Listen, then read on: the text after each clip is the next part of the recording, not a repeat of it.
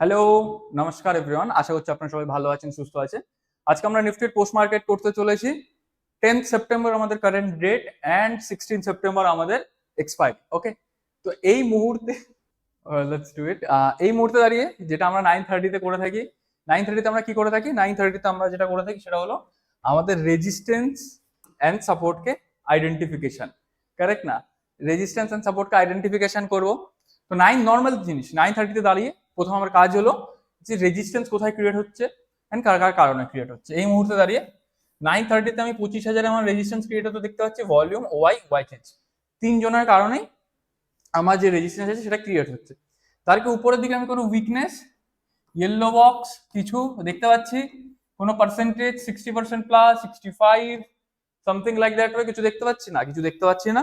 তাহলে কি আমি কি বলতে পারি আমার রেজিস্ট্যান্স স্ট্রং? অ্যাবসলিউটলি আমাদের রেজিস্ট্যান্স কিন্তু আমি স্ট্রং দেখতে পাচ্ছি। তো আমার প্রথম কাজ রেজিস্ট্যান্সকে দেখা, সেটা দেখে নিয়েছি।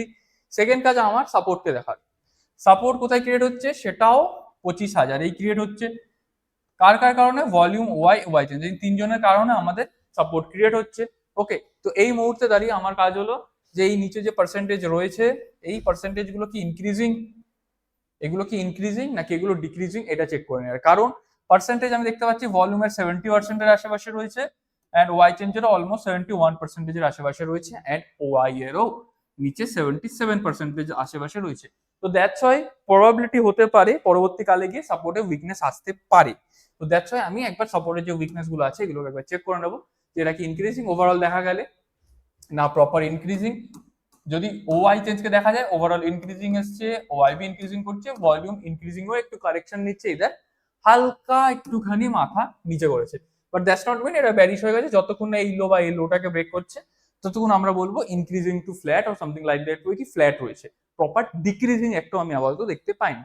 তো পসিবিলিটিস হতে পারে মার্কেট নিচে এসে মানে 25,000 আশেপাশে এসে ব্যারিশ হতে পারে। যদি সাপোর্টে আসে তাহলে আমরা ভেবে চিন্তেই কলের প্ল্যানিং করবো। বাট 25,000 রেজিস্ট্যান্সে যদি আমি পাই আমি ডেফিনেটলি একবার পুটের প্ল্যানিং করতে পারি। এই মুহূর্তে মার্কেট কোথায় দাঁড়িয়ে আছে? মার্কেট দাঁড়িয়ে আছে 25,000 আশেপাশে। একবার 25,000 লেভেল কত আসছে দেখে নি।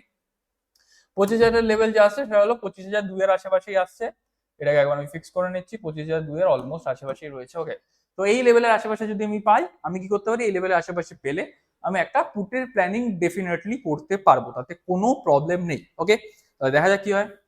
মার্কেট চলে এসছে, ইভেন্ট টাচও করে দিয়েছে 9:39 আশেপাশে। 9:39 আশেপাশে একবার ডেটাকে ফটাফট চেক করব।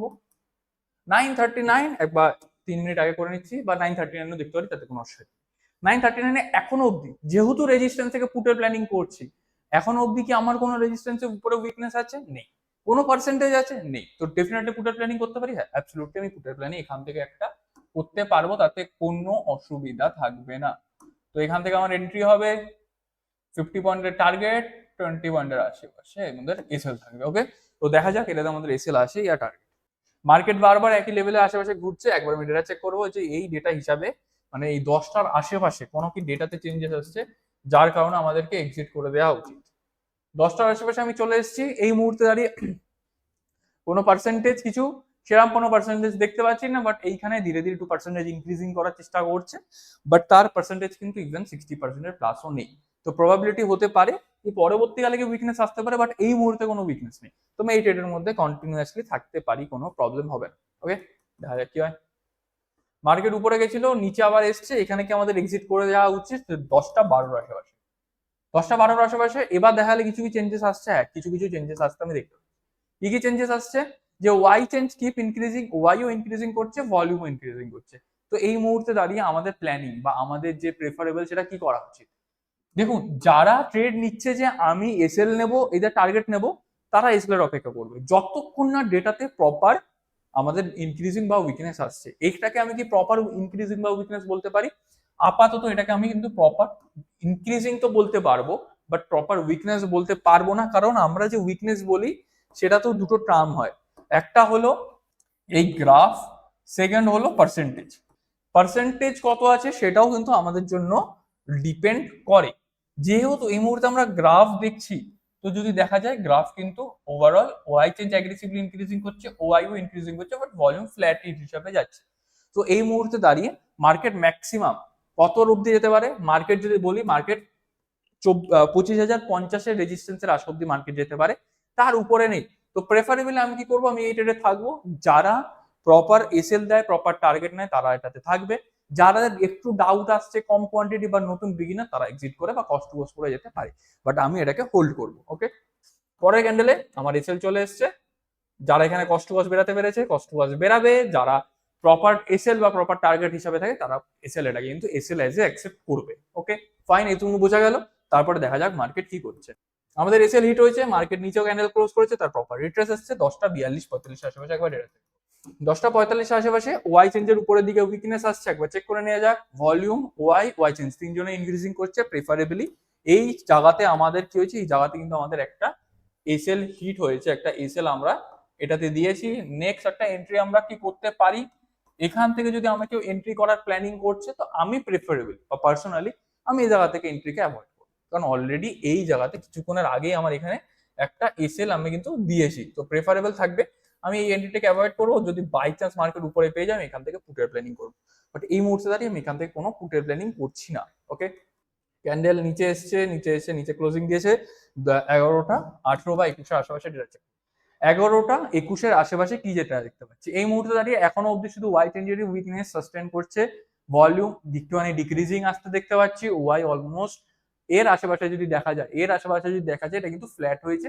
ওয়াই চেঞ্জ এখন অব্দি কিন্তু ইনক্রিজিংই রয়েছে, প্রপার ডিক্রিজিং নেই।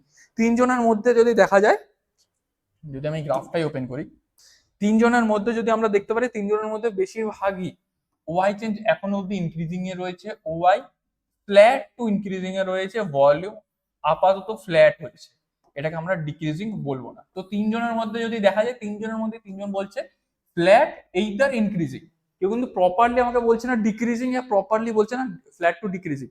তাহলে কি করতে পারি, তাহলে কি আমি এখান থেকে কি আবার পুটের প্ল্যানিং করবো না?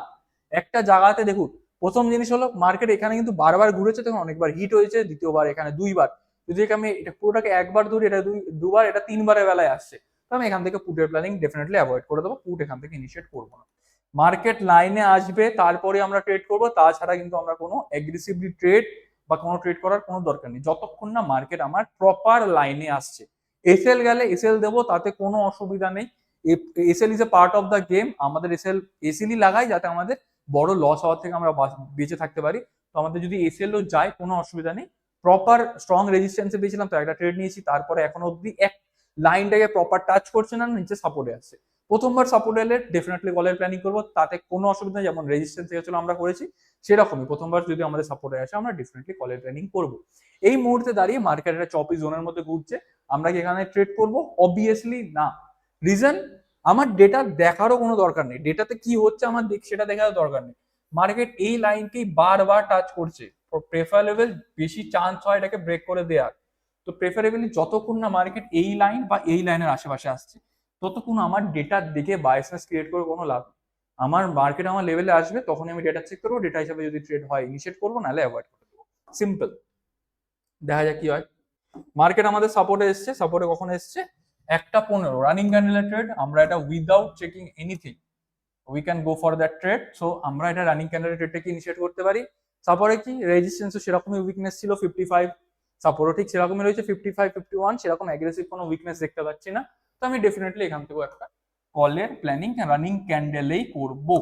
আমাদের রিট্রেস আসবে, আমাদের প্রিমিয়ামে আসবে কি আসবে না, মানে অবভিয়াসলি প্রিমিয়াম তো লাগাবোই, বাট রিট্রেসে আসবে তখন এন্ট্রি করবো, এরকম কোনো না। এটা রানিং ক্যান্ডেলের ট্রেড, আমরা ডেফিনেটলি রানিং ক্যান্ডেলের হিসাবে যেতে পারি, তাতে কোনো প্রবলেম থাকবে না।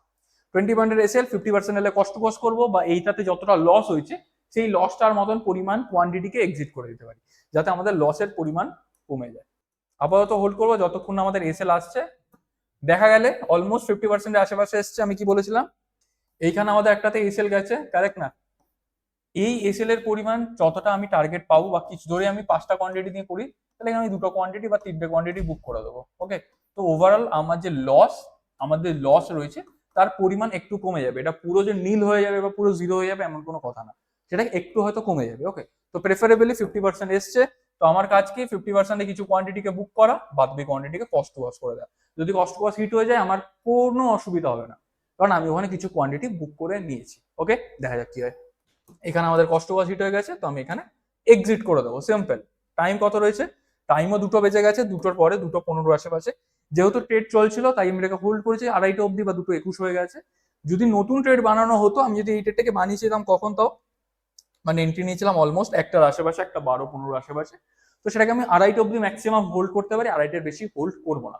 2টোর পরে আমরা নতুন কোনো ট্রেড ইনিশিয়েট করি না। ডেটা খুবই ইজি ছিল আজকে। ডেটাতে সেরকম কোনো হার্ড ডেটা, মিডিল থেকে কেউ পুটের এন্ট্রি নিয়ে নেবো, এখান থেকে পুটের এন্ট্রি নিচ্ছি, এখান থেকে পুটের এন্ট্রি নিচ্ছি, কোনো ওইসব কোনো দরকার নেই। শুধু শিফটিং হিসাবে যদি আমি প্রপার দেখি, না আমি টিওসি দেখেছি, না আমি উপরের হেডার চেক করেছি, না আমি হেডার চেক করেছি, না টিওসি চেক করেছি, আমি শুধু রেজিস্ট্যান্সের শিফটিং দেখেছি বা রেজিস্ট্যান্স সাপোর্ট কোথায় স্ট্রং আছে, এইটুকু দেখে 2টো ট্রেড ইনিশিয়েট করেছি, যেটাতে আমাদের একটাতে এসএল এসছে, একটাতে হাফ টার্গেট এসছে।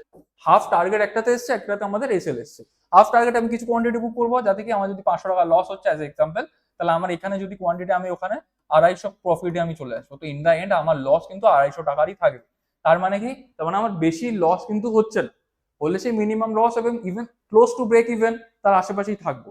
বাট যদি গ্রিনে ক্লোজ করতে হয়, তাহলে এখানে আপনাকে তার বেশিরভাগ কোয়ান্টিটিকে এক্সিকিউট করতে হবে। তাছাড়া ওভারঅল দেখা গেলে গ্রিন মানে cost to profit yeah something like cost to cost break even বা একটু ছোট মোটো লসে আজকে দিন ক্লোজ হবে।